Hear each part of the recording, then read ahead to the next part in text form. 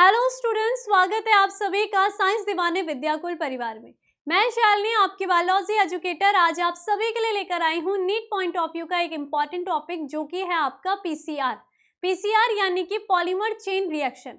आप सभी को पता है कि यहाँ पर पीसीआर के थ्रू हम किसी भी वांछित जीन को, जो कि हम जैव प्रौद्योगिकी में उपयोग करते हैं, उस वांछित जीन की बहुत कम समय में कई सारी उसकी कॉपीज बना देते हैं। तो चलिए पहले हम जान लेते हैं कि आखिर हम जैव प्रौद्योगिकी में पीसीआर का यूज करते कैसे हैं। उसके बारे में हमें फिर पता चल जाएगा कि आखिर पीसीआर होता क्या है। देखिए, जैव प्रौद्योगिकी में आप सभी को पता होना चाहिए कि इसमें आप सभी के पास मानववाद कोई एक कोशिका है, ठीक है। हम यहाँ पर जैव प्रौद्योगिकी में आधुनिक परिभाषा के अकॉर्डिंग अगर हम पढ़ते हैं तो हम यहाँ पर डीएनए का उपयोग मानव कल्याण के लिए करते हैं। क्लियर? तो यहाँ पर आपके पास मानववाद एक कोशिका है और इस एक कोशिका में आपके पास एक डीएनए दिया है, ठीक है। ये डीएनए इस एक कोशिका का। अब यहाँ पर मानववाद ये क्या है, एक पादप कोशिका है और इस पादप कोशिका की ये विशेषता है कि इसमें रोग प्रतिरोधक क्षमता बहुत ज्यादा है। तो मैंने कहा कि यहाँ पर इसके रोग प्रतिरोधक क्षमता है, तो इसका मतलब इसकी उत्पादकता भी अच्छी होगी, क्योंकि क्या होगा, ये जो फसल होगी ये इतनी आसानी से रोगों से ग्रसित नहीं होगी और फिर क्या होगी, ज्यादा से ज्यादा इसका उत्पादन आपको मिलेगा। क्लियर बात है। अब यहाँ पर इसका गुण, ये जो रोग प्रतिरोधक होने का गुण आया है, वो किस लिए आया, किसके कारण आया है? वो आया है क्योंकि इसके पास है एक अच्छा जीन। तो मानववाद यहाँ पर इसका जो डीएनए है, इसके पास एक ऐसा जीन है जो इसको ये क्वालिटी दे रहा है कि इसकी जो रोग प्रतिरोधक क्षमता है वो बहुत अच्छी है। अब आपके पास दूसरी एक और फसल है जिसका नाम हम ले देते हैं, इसका हम फसल का नाम रखते हैं फसल बी, ठीक है। ये भी पादप फसल है, लेकिन आप देखते हो इसकी जो रोग प्रतिरोधक क्षमता है वो बहुत ज्यादा कम है। आसानी से ये किसी भी रोग से ग्रसित हो जाती है, जिसके कारण इस फसल का उत्पादन आपका ठीक तरीके से नहीं हो पा रहा है।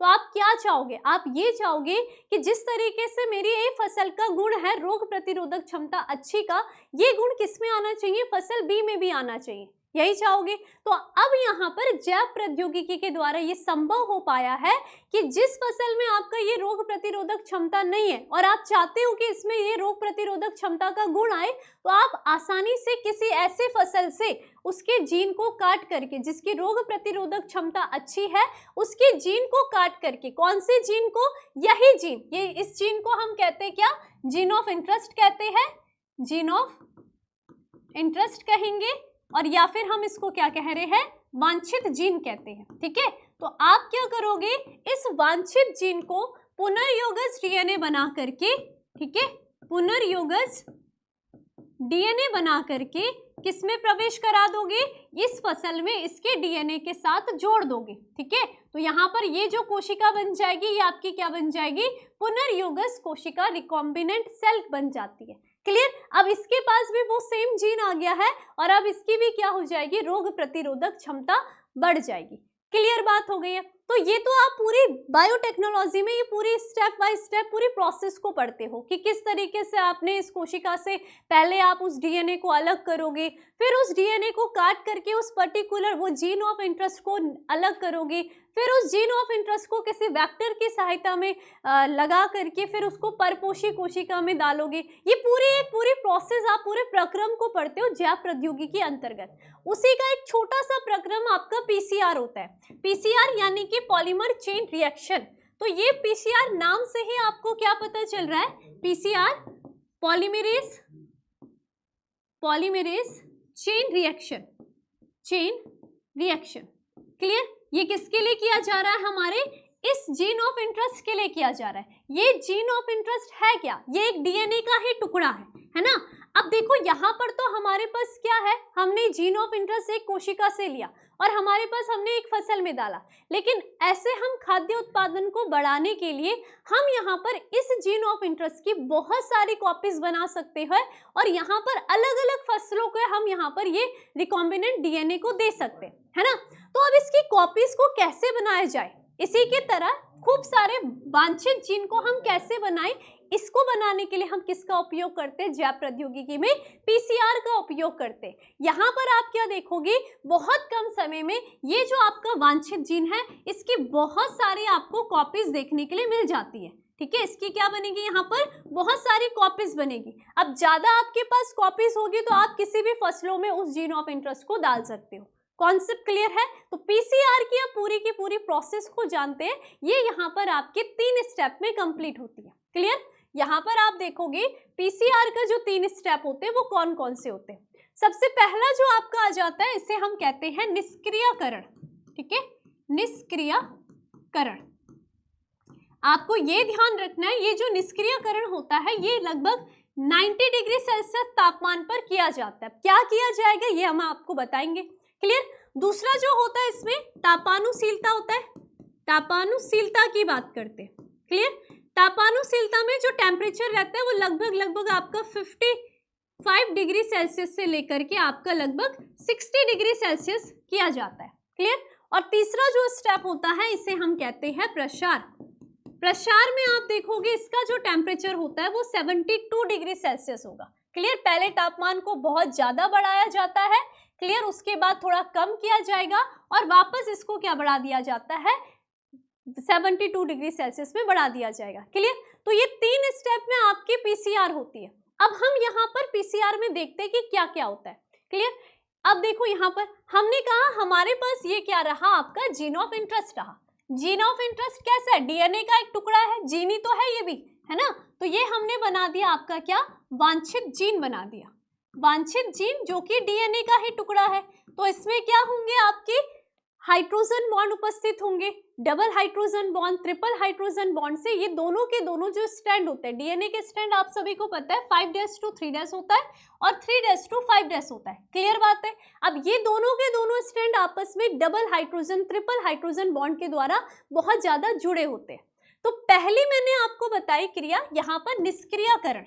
निष्क्रियकरण में मैंने आपको बताया कि टेम्परेचर को 90 डिग्री सेल्सियस में किया जाता है। इसका रीजन यही है कि इस जीन ऑफ इंटरेस्ट से इनके मध्य की जो डबल हाइड्रोजन बॉन्ड और ट्रिपल हाइड्रोजन बॉन्ड है वो इस 90 डिग्री सेल्सियस तापमान पे रख करके तोड़े जाते हैं। क्लियर? तो यहाँ पर यही रीजन है 90 डिग्री सेल्सियस पर करने का, कि जैसे ही आप क्या करोगे, जीन ऑफ इंटरेस्ट को इस पीसीआर में पहला इसका स्टेप करोगे तो इस 90 डिग्री सेल्सियस तापमान के कारण यहाँ पर जो डीएनए के ये दोनों स्ट्रैंड है, कौन से, 5' to 3' और 3' to 5', इनके मध्य में उपस्थित जो आपका double hydrogen, triple hydrogen bond है ये क्या हो जाएंगे, टूट जाएंगे। Concept clear? ये क्या हो जाते हैं, टूट जाते हैं। एक और बात ध्यान रखनी है कि हम इस प्रोसेस में एक एंजाइम्स का यूज करते हैं जिसे हम कहते हैं टैग पॉलीमरेज। ये टैग पॉलीमरेज क्या करेगा, ये इतने अत्यधिक तापमान को सहन कर सकता है, इसलिए हम इस एंजाइम्स का इसमें यूज करेंगे। क्लियर बात हो गई है? अब पहले प्रोसेस में आपने डीएनए के दोनों खंड को तोड़ दिया। क्लियर? अब दूसरा आ जाता है यहाँ पर तापानुशीलता। ठीक है, तापानुशीलता। क्लियर? तापानुशीलता की बात करते तो इसमें जो आपका टेम्परेचर होता है वो कितना होता है, 55 टू यहाँ पर 60 डिग्री सेल्सियस। तापमान को कम किया जाएगा। जब तापमान को कम किया जाता है तो यहाँ पर क्या होंगे, ये जो आपके दोनों स्ट्रैंड, डीएनए के दोनों स्ट्रैंड आपके जो है, ठीक है, इनमें यहाँ पर आपका प्राइमर आकर के जुड़ जाएगा। कौन सा प्राइमर होता है, आरएनए प्राइमर होता है। और आरएनए प्राइमर आप सभी को पता है ये 5' to 3' होता है और 3' में आपका OH ग्रुप होता है। OH ग्रुप के आगे ही आपके क्या होंगे, नए न्यूक्लियोटाइड जुड़ते हैं। ठीक है, तो 5' वाला सिरा कहाँ आ जाएगा, यहाँ पर प्राइमर, जैसे कि जो आपकी 5' to 3' वाला सिरा है उसमें 3' के समूह आ जाएगा। क्लियर बात हो गई? ठीक है, और आपका जो यहाँ पर 3' to 5 वाला है इसमें क्या आ जाएगा, इस तरीके से प्राइमर यहाँ पर जुड़ जाते हैं। Concept clear? क्लियर? ये यहाँ पर सेकेंड प्रोसेस हो गई। उसके बाद थर्ड प्रोसेस में आ जाते हैं। थर्ड जो प्रोसेस होती है उसे हम कहेंगे प्रसार। तो यहाँ पर प्रसार में वापस से टेम्परेचर आपका बढ़ा दिया जाता है, ये हो जाता है 72 डिग्री सेल्सियस और यहीं पर आपके टैग पॉलीमरेज का यूज किया जाएगा। ठीक है, टैग पॉलीमरेज का यूज किया जाएगा और इसी के साथ साथ यहाँ पर आपका डीएनए पॉलीमरेज का यूज किया जाएगा। और आप सभी को पता है कि डीएनए पॉलीमरेज एंजाइम्स वो एंजाइम्स होता है जो कि नए न्यूक्लियोटाइड को आरएनए प्राइमर पर जोड़ने का काम करता है। और कौन सी साइड से जोड़ता है? इस तीसरी साइड से जोड़ेगा। तो जब प्राइमर लगे, अब प्रसार वाले में आप देखते हो कि यहाँ पर 3' के सम्मुख से नए न्यूक्लियोटाइड जुड़ने स्टार्ट हो जाएंगे और आप यहाँ पर देखोगे वापस से ये हाइड्रोजन बॉन्ड बन जाएंगे। क्लियर? उसी तरीके से नीचे वाली श्रृंखला में भी वापस से क्या हो जाएगा? आपका जो डीएनए पॉलीमरेज होगा वो न्यूक्लियोटाइड को जोड़ेगा। और इस तरीके से पहले जो आपके पास एक श्रृंखला थी, ये जो एक आपका वांछित जीन था, अब इसकी आप क्या देख रहे हो? यहाँ पर 2 कॉपीज आपको देखने के लिए मिल गई। इसी तरीके से ये प्रोसेस लगातार दोहराया जाता है और कई सेकंड्स या हम कह सकते हैं कुछ ही मिनट, कुछ ही टाइम में आपकी कई सारी यहाँ पर इसकी कॉपीज बन जाएगी और जिस जिस क्षेत्र में इसका उपयोग किया जाएगा वो किया जा सकता है। तो ये 3 स्टेप में आपकी जो पीसीआर होती है वो खत्म होती है। तो मुझे लगता है कि आपको क्लियर हो गया होगा ये तीनों के तीनों स्टेप, जिसमें कि पहले स्टेप होता है निष्क्रियकरण। 90 डिग्री सेल्सियस तापमान पर डीएनए के दोनों स्ट्रैंड के मध्य के हाइड्रोजन बॉन्ड टूटते हैं। उसके बाद दूसरा स्टेप आ जाता है आपका तापानुशीलता। आपके 55 से 60 डिग्री सेल्सियस में इन दोनों श्रृंखलाओं के सम्मुख 5' to 3' आरएनए प्राइमर जुड़ता है। उसके बाद तीसरा स्टेप आ जाता है प्रसार। यहाँ पर वापस तापमान को बढ़ाया जाएगा। 72 डिग्री सेल्सियस में आरएनए प्राइमर के तीसरे स्थान से आपके नए न्यूक्लियोटाइड डीएनए पॉलीमरेज के द्वारा जुड़ जाते हैं, जिससे कि यहाँ पर एक डीएनए से आपके 2 डीएनए का निर्माण हो जाता है और ये प्रोसेस लगातार होती जाती है। तो क्लियर हो गया होगा आप सभी को पीसीआर। अभी आप अगर डायग्राम देखोगे तो आपके डायग्राम में यहाँ पर बहुत अच्छे से बताया गया है। ये आपकी यहाँ पर रही पहले निष्क्रियकरण, जहाँ पे आपका क्या है, ये एक आपका जीन ऑफ इंटरेस्ट है।